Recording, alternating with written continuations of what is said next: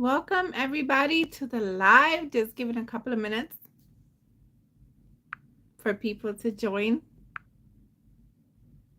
and just sharing this a couple of places so that I'll actually have some people to talk to today.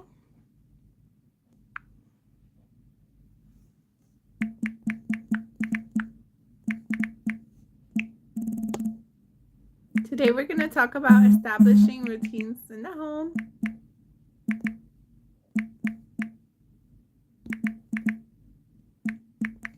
So get excited for that.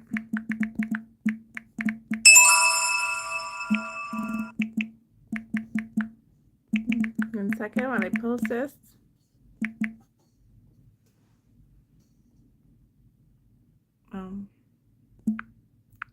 Okay, there we go. Hopefully some more people can join us today.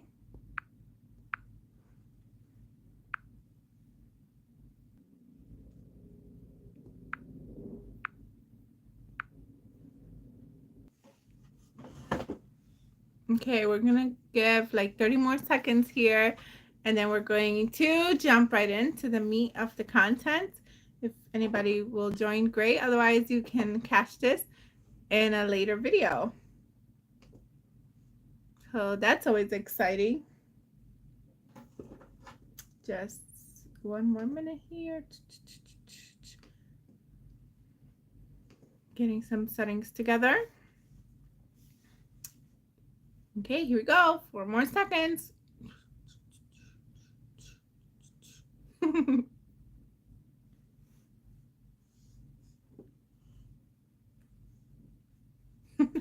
Never mind me. I'm always like dancing randomly. All right. So establishing routines in our homes. Clearing my throat. Obviously. Sound a little hoarse there. Disregard. Okay, so today we're going to be talking about establishing routines in our homes and why it is so crucial. If you take a paper down and you write a list of all your responsibilities, you will see that they are a tremendous amount, especially as homemakers or work from home moms or whatever people are calling it these days. We always have a ton of things to do and a ton of responsibilities. We always put ourselves in the back burner if there's even room. So my challenge to you today is take a paper and write down all the responsibilities that you're in charge of, everything that you can think of. Write it down and just see how much it is. I'm in a process of going through like simplifying my life in a sense, and I know that sounds like super extreme. Well, at least it does to me, because I've always been like, oh, go, what's the next thing, what are we doing, etc., etc. I just feel more compelled to slow down a little bit, and so I'm challenging you to write down your responsibilities on a paper just so you can see exactly how much it is that we do every single day. Hi, Carolyn. How are you today? Is it Caroline or Caroline? Please let me know. Today we're talking about establishing routines in our home. But first, we're starting off with a little bit of a challenge. It's a fun one, don't worry. All my challenges are fun. At least I like to think so. We're going to take a piece of paper or whatever you have around you and just write all of our responsibilities, any ones that you can think of from the top to the bottom. Just write them all down so we can see exactly how much it is that we take on. And this includes like your personal routines, your home routines, if you work inside the home, outside the home, if you have children, if you have pets, if you're a wife, etc., etc.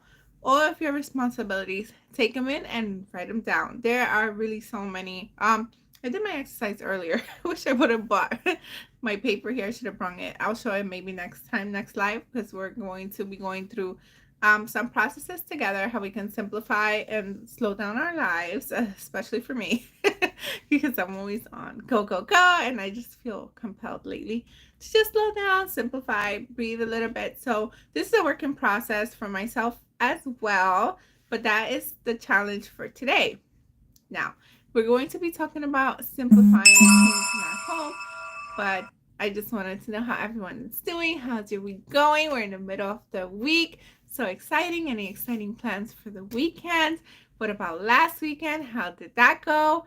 Are you doing any fall autumny things? My husband and sons and I went apple picking last week on Sunday after church. It was so super fun because we're learning about the seeds and how they grow, specifically apple seeds. And it's a whole process of how the seed goes from a little tiny seed in the soil to like this big tree. And our theme has been apples this week. So all that to say, it was super duper fun. My 3-year-old made an apple pie. He literally did everything himself except cut the apples. But he was watching me, and we were counting like how many slices and how it goes from one whole big apple to different slices. So that's how our week has been going. We've been talking about apples.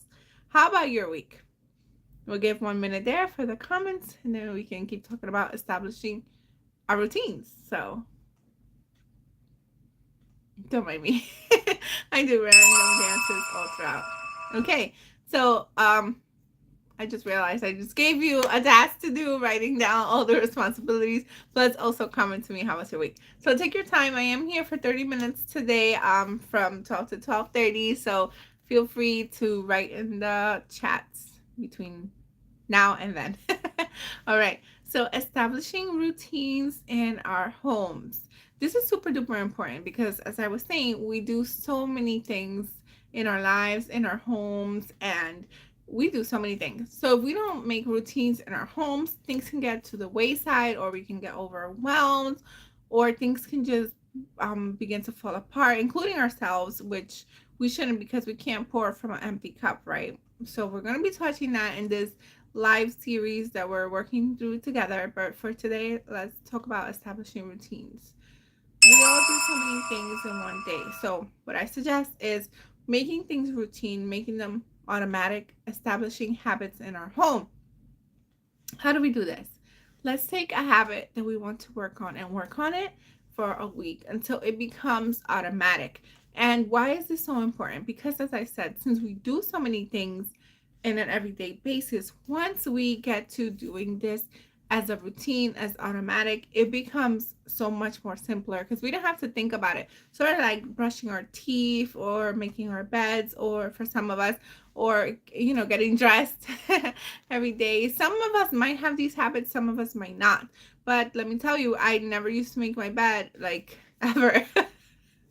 In life, and now I cannot imagine not making it. It feels unnatural. I literally have to make my bed, like, I have to. It just feels so awkward.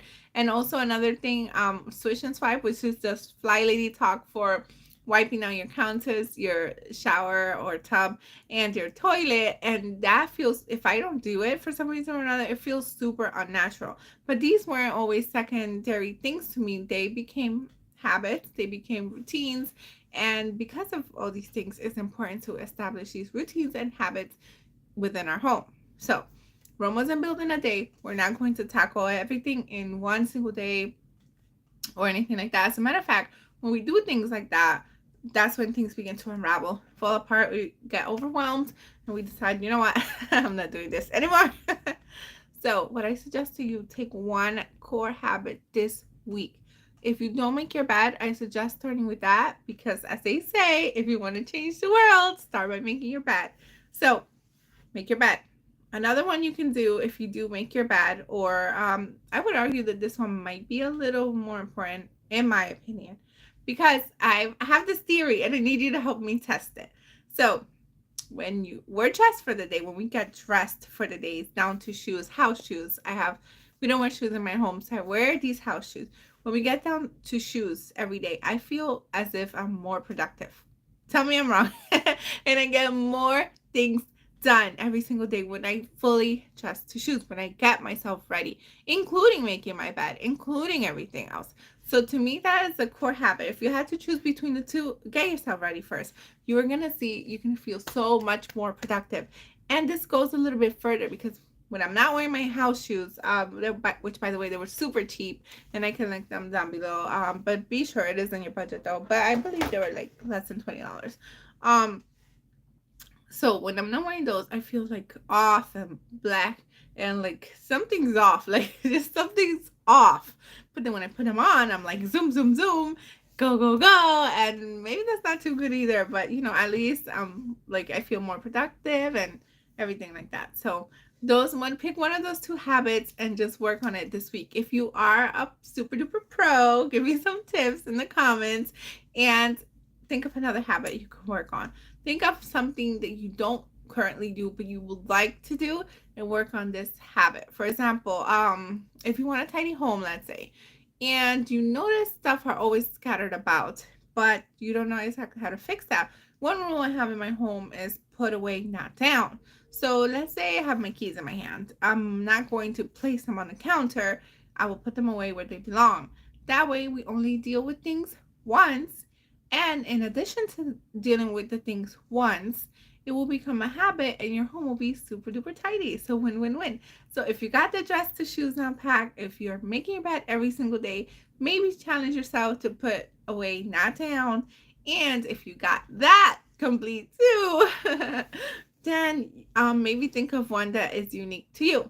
Think of a unique habit. And when we do these for, say, a week, two, three, four, they become natural and they become unique and they become not unique, natural and second nature. Like it feels weird to not even do it. So I challenge you this week, come up with a habit and see what it is that is going to stick. Now back to the responsibilities. I'm just checking the time. Since we have so many responsibilities, we're going to notice that if we begin to simplify things by making habits, we're going to actually be better in a way at doing these things because they will become habits and we don't have to think about them. We'll just kind of do them naturally. Like if you want to, for example, make working out a habit or, walking, you just first begin and at first it's a little difficult, but once you get the motions going, it's going to feel like second nature. So that will, even though it doesn't exactly reduce our responsibilities, like we still have the same amount of responsibilities, it will make things feel so much lighter and so much easier because we are actually, routinifying. Is that a word? I think I just made it up. But we're actually adding routines into our life, and this makes everything go smoother. Okay, we're going to pause here for comments, questions, or concerns, if there's any. If not, I will keep going about establishing routines in our homes.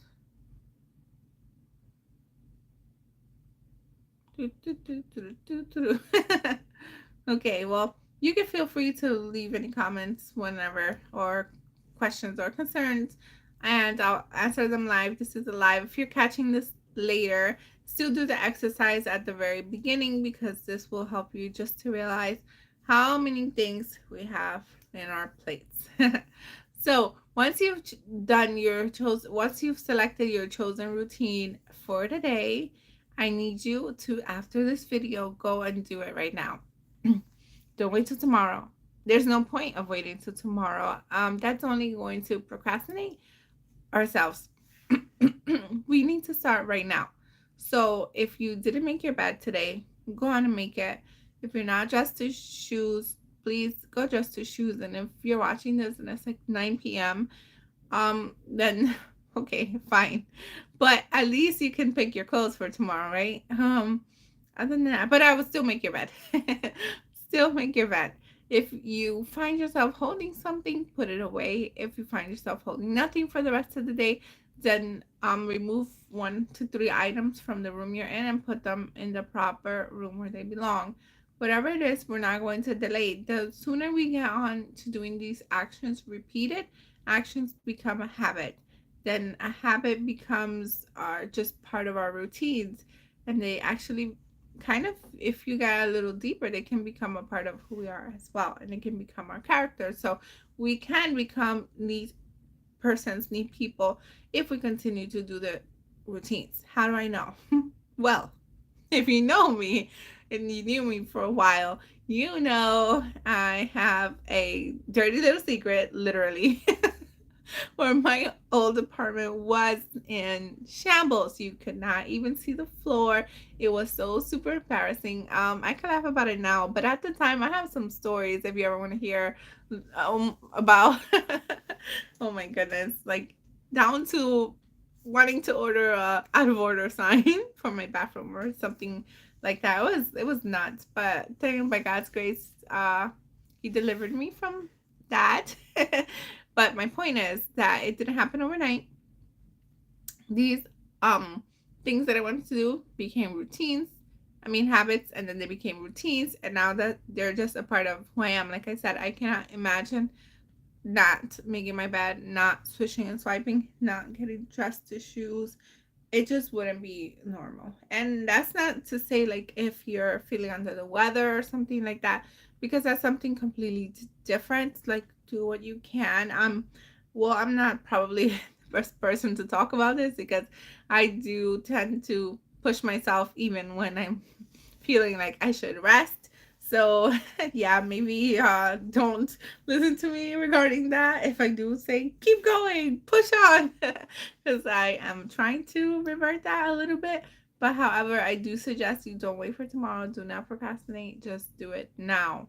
Waiting till tomorrow is only going to give us a false sense of security, and then tomorrow comes, and then what? Oh, I'll wait till Monday, and you know what? Maybe October's right there. Maybe let me wait until October, and then wow. But you know what? The New Year's is right there, and it's always something. We don't want to be living for Mondays. We want to just do what we can with the time we've been allotted today. Anyway, who says we're promised tomorrow? You know what I mean? So just do what you can and do it now. No need to delay. Um, then the other thing I wanted to say about establishing habits is that when we establish habits in a routine now, and let's say if we have children and they're watching, they're going to learn these habits from now. They're going to have a leg up in life. They're going to have a leg up. They're going to um, make these things a habit for them, and they're just going to be a part of who they are because to them it's normal, it's natural. They've seen it every single time. How do I know this? I have two boys, 3 and under, and they are both as different as different can be. And they are both, by God's grace, super duper neat and tidy. But I think it's because they've A, seen me do it, and B, I give them opportunities to practice. It can be a bit like frustrating and say, oh, you know what, I'll just do it because it's faster, it's easier, it's for sure less messy. But if I do that, then they're not going to get into the habits that they need to. When my oldest was 2, I believe. He wasn't even 2 because he was not even 2 yet. And when I would drop something, I would like pick it up with a sense of urgency, like, oh, I dropped this, I gotta pick it up. And to this day, he does the same thing. Like he'll drop something, he'll immediately stop what he's doing and he'll pick it up, whatever he has dropped, and it just becomes a habit for them as well. So that's another important thing that we can simplify with our families, if we choose to do that. Establish habits in our home, not to mention what I mentioned earlier about how it will be so much easier for us. So those are some things that we can start thinking about this week and be working on them as well. I'm looking to the side because I have the computer there just to see if anyone is writing in the chat. But if not, you could always catch this as a video later because these things super duper work, and they're going to help establish habits in our home, simplify our home, simplify our life, have our home looking neater, and with little to no effort once they become a habit. Now, how do you get them to become a habit if you say you're not in the mood or we don't feel like it? Well, in order to do that, we can't, or I don't know, I'm just not motivated. I want to, but the feeling is just not there. What I have to say about that is that feelings come and go. We cannot depend on our feelings to do anything. Otherwise, can you imagine, like, oh, I don't feel like cooking today. Guess my family's gonna starve. God forbid, no. But seriously, we can't depend on our feelings. We have to be practical and think, all right, so I know that I'm an early bird. I know that by 4 o'clock 5 o'clock, whatever, I'll feel tired and the children are out from their nap and they're going to be about to have to use my energy for that.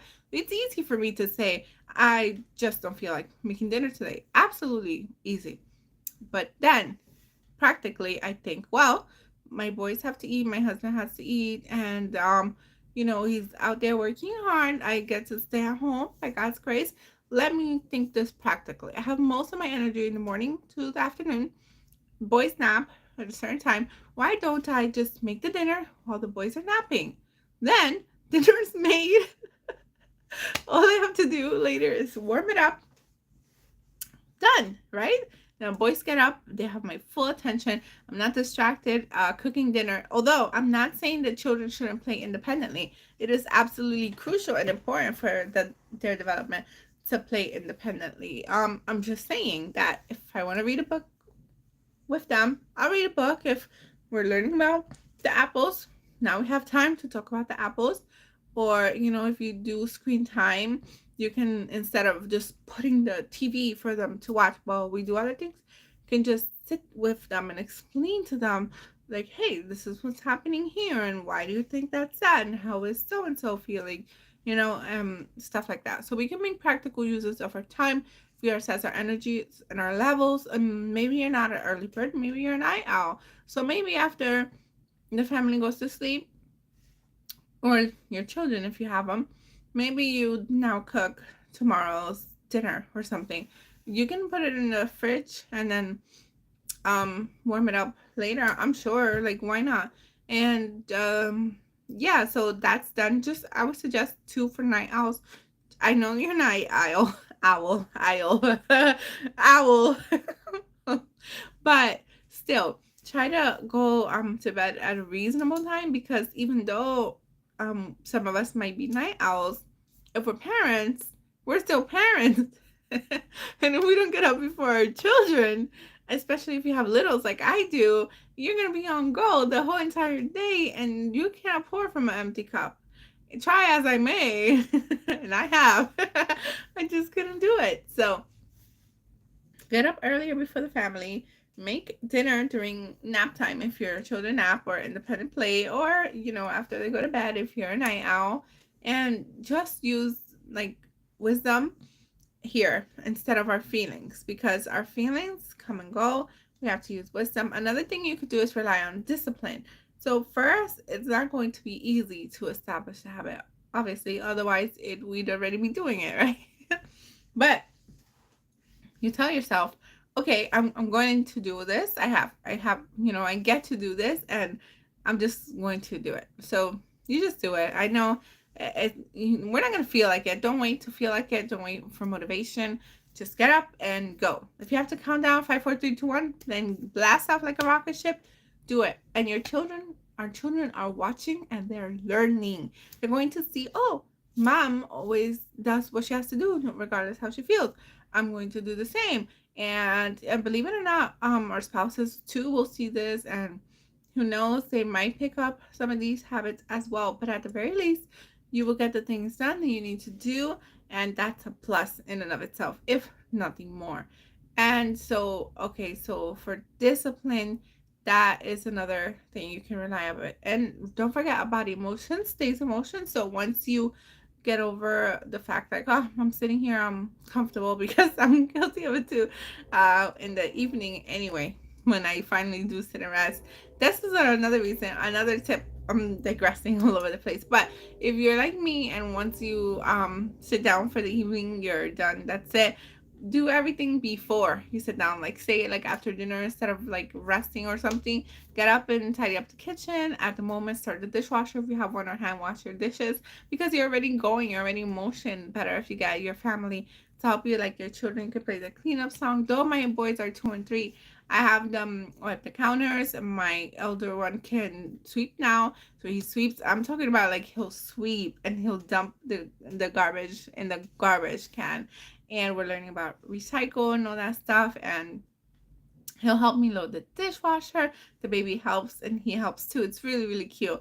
So we all work together to do it. Dad also he's clearing the plates, and we all do different responsibilities, and we just divide it how it can. But it wasn't always the case, before that they were 1 and 2, and one and a few months, and one. I had two and under for a long time. They're very close in age, but now that they're getting older, it is getting a little bit easier. But I'll tell you, I don't believe that would be the case, especially for my baby, if they hadn't seen it their whole entire life. Because, as I said, they're very, very different, and they would have just ran off to play. So, if you have children, that's not to say it's too late. Absolutely not. You can just say, hey, we're trying a new thing, and then let them see you be consistent. And once they see you being consistent, then they'll also jump in on it as well. So that's another thing there. And then my original point about using discipline, well, that's a muscle too. So we have to develop it too. Before you get to the discipline part, you can always try bribing yourself. Why not? Like, okay, I have to do this thing, but I want to do this other thing. Like, I want to scroll, I want to watch my show, I want to, whatever. You will do the thing, and then afterwards, you get to do your little reward, if you will. Why not? Who's gonna stop us from bribing ourselves? I mean, if it works, and then eventually you will see the great results that you get, and you will want to continue doing it. For example, like waking up early. I used to wake up 6, then 5, now 4, and no, don't worry, I'm not gonna go to 3. 4 is perfect. Okay. And sometimes between 4 and 4:30, and weekends between 5 and 5:30, which, though, you shouldn't fluctuate your wake up time too much. That's not good. But that's beside the point. When I was going from 5 to 4, it was tough, especially because it's getting darker out now in the mornings. And I used to bribe myself as well. Well, if I get up, then I get to have, I don't know, my tea or whatever, or something like that, or I'll make it extra special for myself. I'll be able to, oh, I have these books I'm reading, mostly nonfiction, but one is fiction. I would tell myself, if I get up at 4, I can read my fiction book for like 10 minutes or something, and just do like a fun little thing for me. It would depend on the day and the temperature and all of that stuff, but definitely something that you can do. And afterwards, I began to see the benefits about waking up at 4, and then I continue to do it. And now I don't even need the treat. It's just a habit. Like, I'm working on some projects and stuff like that, which, by the way, stay tuned for that, a book, and all these other things. So when I began to do the that process, that's that's how I began to do it. But now I look forward to doing it. And speaking of staying tuned, if you are interested in the Flylady system, we're going to start a challenge on October 1st, by God's grace, about the Flylady system and the 31 baby steps. I did it last year. We're going to do it again this year. It's going to be so much fun. So if you're interested in that, be sure to stick around. More details to come. I'm going to do a poll to see if everybody's liking these lives, to see what we do, or if this time is working for you and stuff like that. I have very limited availability, as you might know, but we could definitely work something out. I'm going to post this as a video later for those of you that missed it. There were some good tips about how to establish habits in our home, which is very, very important. But thank you so much for watching, and until next time, to God be the glory. Bye.